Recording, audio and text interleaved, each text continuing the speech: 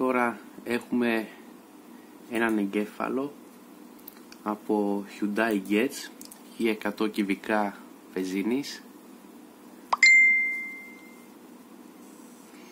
Εδώ είναι ο εγκέφαλος, στον οποίο θα διαβάσουμε ένα του κεφάλου μέσα. Έχει ιστορία, έμεινε από immobilizer. Κάποιος έκανε κακή κατάρριση του immobilizer. Στο αυτοκίνητο δεν λειτουργούσε το air condition, δεν έπαιρνε το ventilator και υπερθερμαίνονταν, μέχρι που κατέληξε μετά από ένα μήνα με χαλασμένο κινητήρα και υπερθέρμανση. Επισκευάστηκε από το συνεργείο, δοκιμάστηκαν τα πάντα, ventilator, ασφάλειες, τα ρελέ, όλα λειτουργούσαν, αλλά ο εγκέφαλος δεν έστελνε σήμα να λειτουργήσει. Έτσι μου έδωσαν τον εγκέφαλο, μου είπαν ότι είναι κατηγορημένο το immobilizer και να τον ξεκλειδώσω ώστε να λειτουργούν σωστά όλα, air condition, ventilator, και αυτό τώρα κάνουμε μόλις. Διαβάζουμε αυτά τα map αρχεία που έχει μέσα το εγκέφαλο, θα το επαναφέρουμε στην εργοστασιακή του μορφή τον εγκέφαλο, με τους εργοστασιακούς χάρτες όλα εργοστασιακά, και θα τον κάνουμε ένα ξεκλείδωμα το οποίο δεν πρόκειται να επηρεάσει αυτή τη λειτουργία.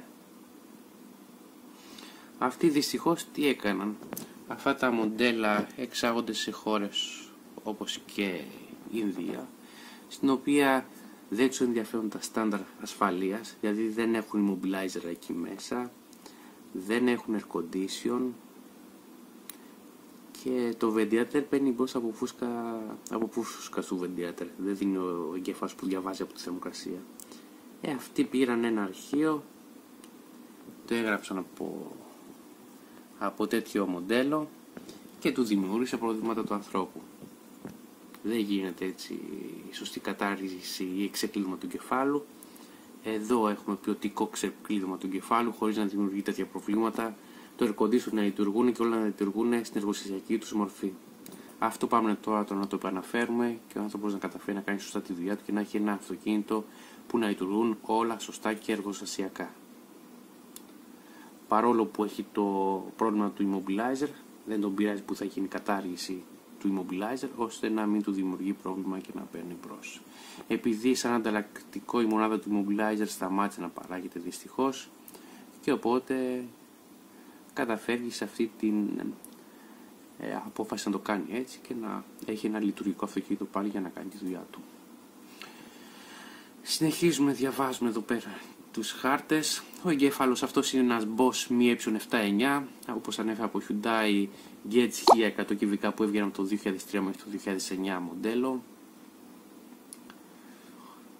Ποιοτικός εγκέφαλος με κεντρικό τσίπ επεξεργαστή AM29700VV, πολύ αξιόπιστο αυτός ο κεντρικός επεξεργαστής, πολύ καλή επιλογή τέτοιο επεξεργαστή να μπει σε εγκέφαλο και να χαλάσει, υπάρχει στην αγορά, να αντικατασταθεί πάλι με γνήσιος, με προσιτό κόστος και ο εγκέφαλος να συνεχίζει να λειτουργεί. Λίγο ακόμη θέλουμε να διαβάσουμε το αρχείο και να το κάνουμε backup μέσα. Βασικά δεν θα το κάνουμε καθόλου αυτό το backup, θα το διαγράψουμε, επειδή μας το διαβάζει τώρα, μας υποχρεώνει η διαδικασία να το διαβάσει. Απλά το κάνουμε μια αποθήκευση και θα διαγραφεί από μέσα, να μην υπάρχει καθόλου, δεν αξίζει αυτό το αρχείο να υπάρχει εδώ πέρα. Και θα πάμε να βάλουμε το εργοστασιακό πάλι, να τον επαναφέρουμε τον εγκέφαλο στην εργοστασιακή του μορφή. Νόητα διάβασα και την EEPROM αυτού του εγκεφάλου, την οποία τη διάβασε πολύ γρήγορα. Ωραία, συνεχίζουμε με τη διαδικασία. Εδώ είναι ο εργοστασιακός του χάρτης, αυτός έτσι όπως πρέπει να είναι, και θα πάμε τώρα να το γράψουμε στο αυτοκίνητο ώστε να λειτουργεί έτσι όπως πρέπει σωστά. Πάμε να το γράψουμε.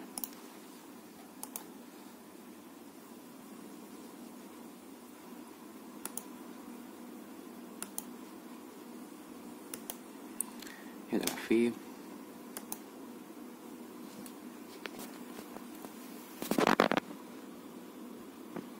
Το επέκτησα το αρχείο που επεξεργάστηκε και με WinOS για την κατάργηση του Immobilizer, το εργοστασιακό αρχείο για τα 1100 κυβικά. Θα ξεκινήσει η διαδικασία της εγγραφής, θα δούμε αμέσως εδώ πέρα.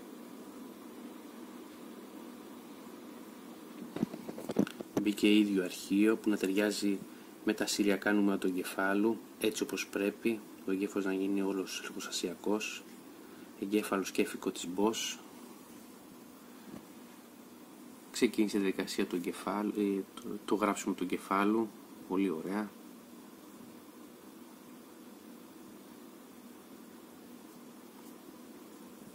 Σε κάτι λιγότερο από 3 λεπτά θα έχει ολοκληρωθεί η διαδικασία της εγγραφής του εγκεφάλου.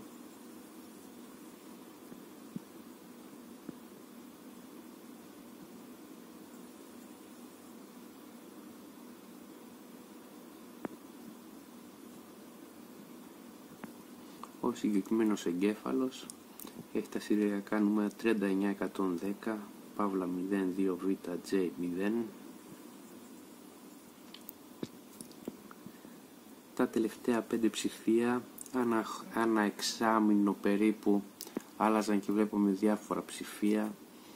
Έκαναν αναβαθμίσεις σε αυτά τα ψηφία, έκαναν αναβαθμίσεις στη λειτουργία του κινητήρα, στις προδιαγραφές Euro, στις καταναλώσεις ή και στις επιδόσεις.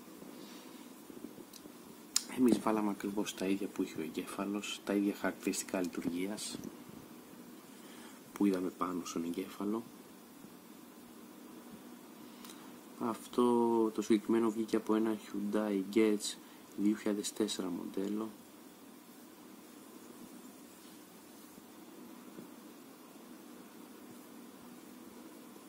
Βλέπω έχει τις κλασικές EEPROM ST95040, πολύ καλές και αυτές οι EEPROM. Άφθονες υπάρχουν τέτοιες και στην αγορά.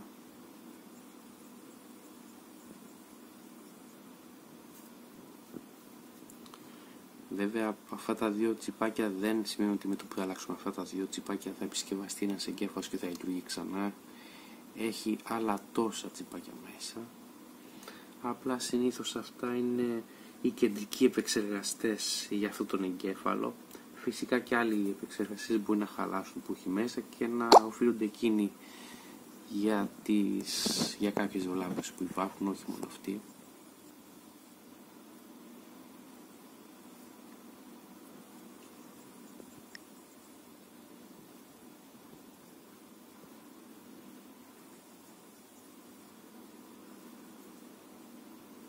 Λίγο ακόμη θέλει για να ολοκληρωθεί.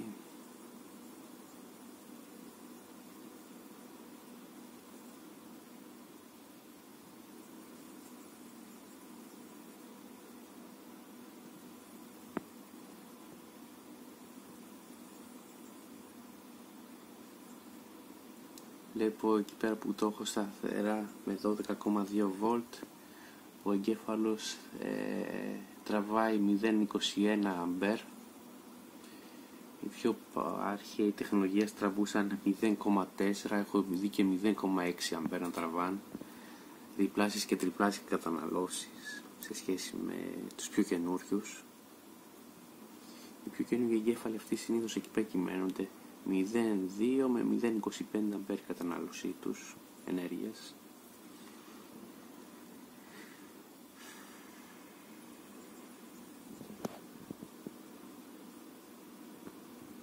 Θα μας γράψει λίγο τι έχει ολοκληρωθεί επιτυχώς η διαδικασία της εγγραφής.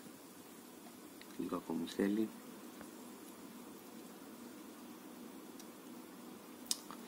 Και αυτός είναι ο γνωστός μονόφυσος εγκέφαλος της BOSS, ο οποίος οπτικά ήταν ίδιος σε όλα τα Hyundai Getz 1100, 1300, 1600, Hyundai Accent 1300, Matrix 1600. Υπάρχει εναλλαξιμότητα με ίδια ακριβώς εξαρτήματα μέσα, στα οποία αν κάποιος αλλάξει μόνο τους χάρτες μπορεί να χρησιμοποιήσει αυτό τον εγκέφαλο για όλες αυτές τις εκδόσεις κυβικών που ανέφερα και μοντέλα.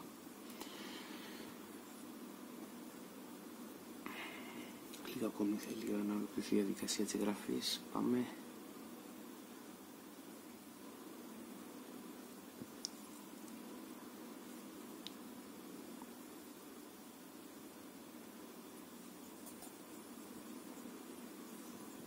Πάμε. Να τελειώσω εδώ πέρα.